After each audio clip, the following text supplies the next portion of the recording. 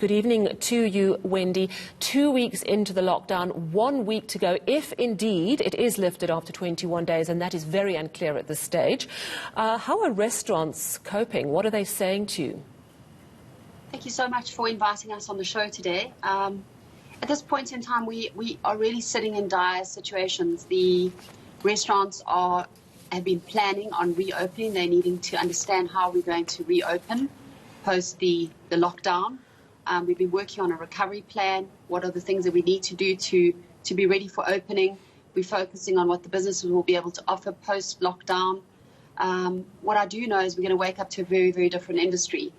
And what is the new normal going to be? And I think these are all the discussions that we're having at this point in time. The concerns in those places is employment, the re-employment, the staff, the opening processes, the financial model that our restaurants are going to come back to in terms of their gearing, the debt ratio that they're currently having. A lot of our restaurants haven't been successful with the funding processes that's been made available to us.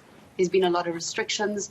I think that the banks have also not played the part in giving us relief or grants. They've given more loans, which really has just financially indebted the restaurants to more drastic measures. In a way, it just kicks the can down the road, doesn't it? Do you know how many jobs have been lost so far, Wendy? Hundreds of thousands. I mean, we are probably one of the largest employees of the hospitality.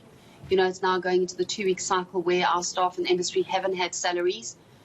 It's pertinent. A lot of them haven't been able to claim from UIF. The UIF process has been a little bit slow and difficult. They're in need of having meals and being fed. So we certainly have partnered with Checkers to be able to get an essential bucket.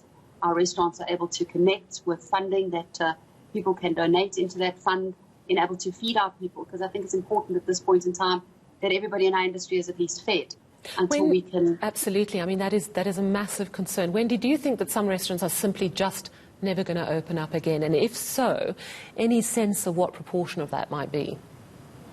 Look, we were the first part of the industry to close. We were the industry that was hit the hardest.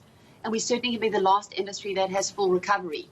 So restaurants really need to be the core of the recovery program that government puts into place. People need to take care of our industry. So we can't go back and springboard and reopen and bring the restaurant industry back to life without the support of government, without the support of landlords, the support of banks, the support of employment. There's no possibility, if we look at the financial practices that we're looking at, with all the loans that people have got, to be able to go back into the same business that they left. There's going to be so many more financial demands. There are food costs we have to look at, menu costs, the availability, the rental portion. One thing, Wendy, is a concern about a rise in food costs. In the industry, are you expecting that? We know that supermarkets are trying to keep essentials at a certain level, but are you expecting, bearing in mind that this is a global problem and we do import certain foodstuffs, do you expect prices of food to go higher after the lockdown? I do think it's a sensible consideration to take into effect when we're planning our new menus to open. You know, are we going to go back to full opening? Are we going to go back to just deliveries? Are we going to go back to restricted size? Are we going to go back? There's a lot of consideration. Some of our restaurants are 1,000 square meters. Their financial model cannot possibly sustain 50 people at a time in that restaurant, or only operate on takeouts. We've got other options that we need to engage with and look at, things like your consumer behavior.